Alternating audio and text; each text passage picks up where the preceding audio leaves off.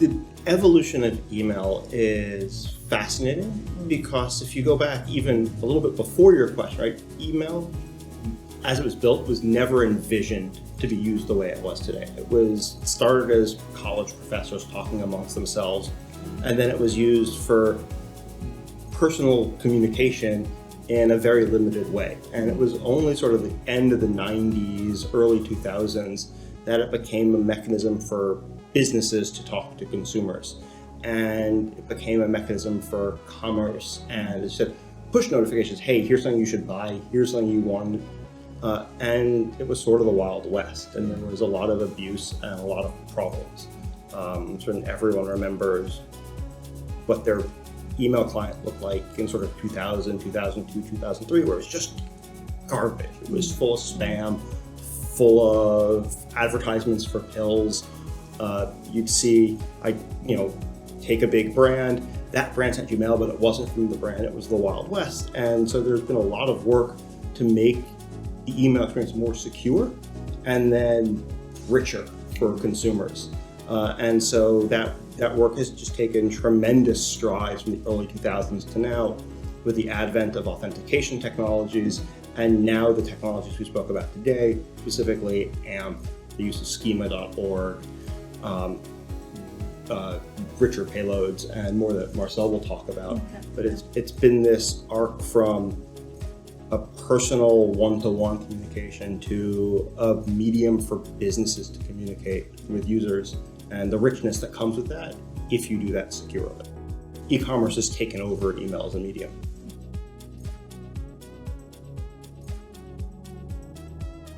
I think it's on both sides, really. It's the consumers, the users who are really on the receiving end of email, and the brands finally or now realizing that email is really that brand to consumer communication tool, right? It's not your personal communication tool anymore.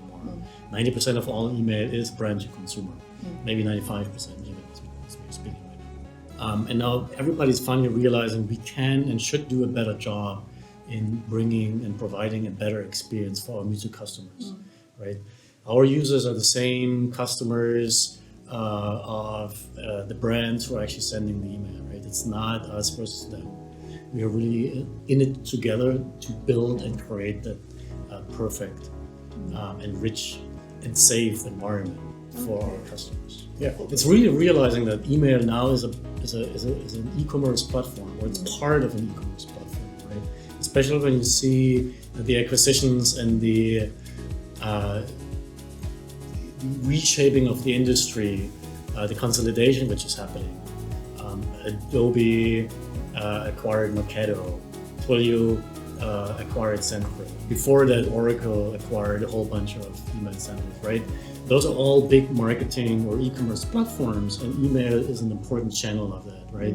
To really support the life cycle or the user journey of a customer. And they want to decide, or they're really looking at when is the right time to reach that customer, right? And email plays an important part.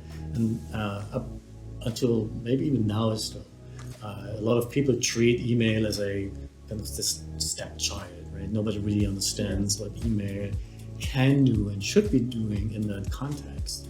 And now we're seeing these big corporations really realizing that email, yes, is important to reach the customer at a certain period or at a certain time. And we need to work together to create that experience.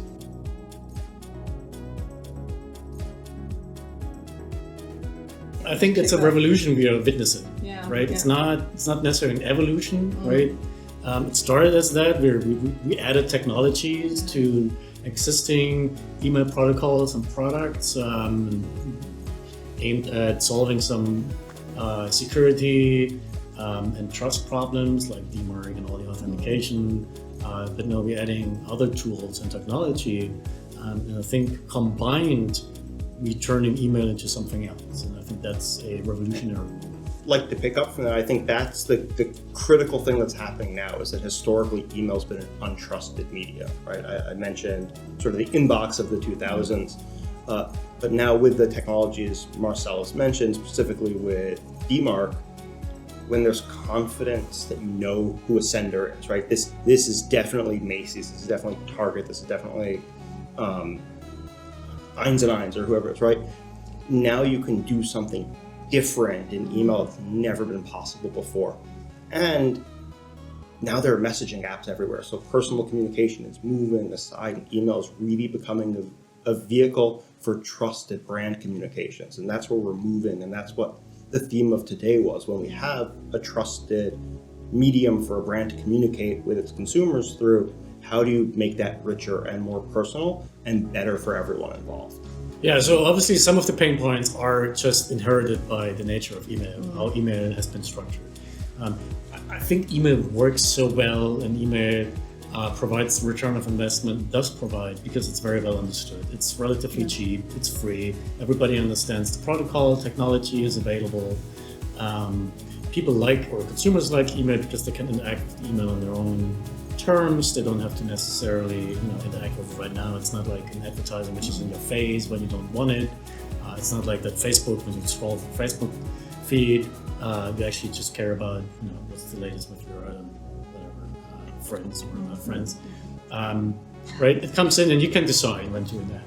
So there are all these benefits, but with that limited technology, I would say, there come pain points or things which are not supported today. And they start with trust, authentication. They continue with maybe providing a richer experience within that environment. We talk about dynamic email, rich email. Not everybody supports it. Because you have the diverse landscape of different senders, different email providers, different mail applications out there, and they all support different kinds of things. And then they continue with what email marketeers or e-commerce platforms really want. They want a tight control over the experience, but they also want access to data. And all of these things today are more or less not available, right? Control over the experience, access to data, and the trust anchor, basically. They're kind of missing by design, and that's what we are working on fixing.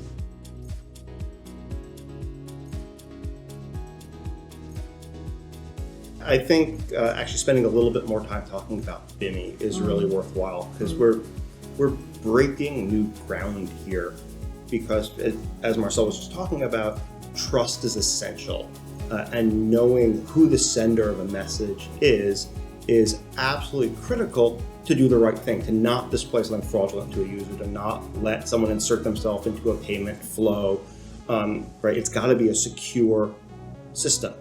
DMARC is the answer to that. But DMARC is an ecosystem problem. Adoption of DMARC is not where it needs to be to create the personalized email ecosystem of tomorrow. BIMI is an incentive, a reason that you can get to go, I have done DMARC, now look at this benefit, I can put my logo in front of users and I have direct control now.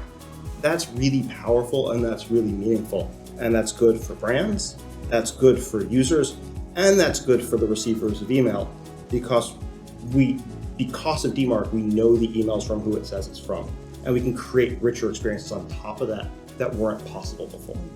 I mean, I always looked at this as a stepping stone, right? Because as he was saying, the marketeers, the people who are actually paying for these campaigns, they also need to understand or need to see what the ROI actually is, right? Because that's just like with all the other platforms. And if you just approach them and say, hey, you need to do this weird technical thing, I can't really explain how it works and nobody knows, they would probably say, why?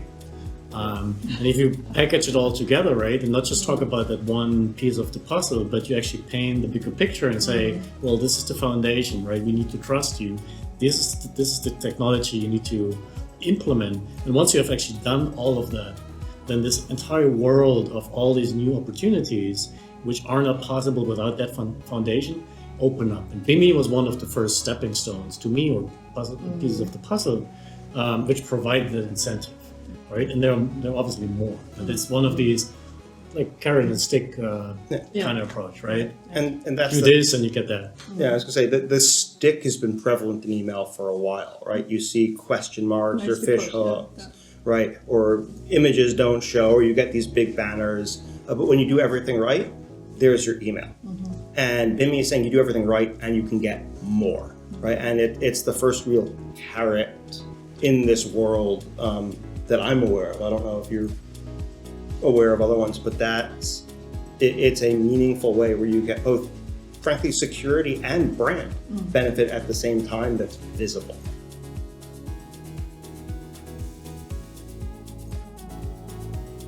Email marketers looked at the very technical KPIs, right? What we call deliverability. There's an entire industry around it. Companies advising what's the best way to get your email delivered. It's all around technical things. So I think this is the first example of a carrot and stick, right? Do this so people actually, email service providers, ISPs, actually deliver your stuff to the inbox, plus then people tend to engage with email more, right? And now we are piling on onto that, right? It's not just, oh, you need to follow these best practices to get your stuff delivered. No, now you also need to employ, ideally, all these other technologies, because then even more people will engage with the email, right? I keep saying, don't treat email just like print. It's not, you have this one newsletter and you just get it into the door of the ISP, and then poof, cheap and easy. Now you need to actually spend a little bit more money, right? Maybe print less of these flyers, or send less of the same email. But do it more personalized, leverage the new technologies. You get higher engagement, higher return of investment. At the end of the day, maybe you spend a little bit more money, but you also make more. And you send less garbage, so everybody's happy.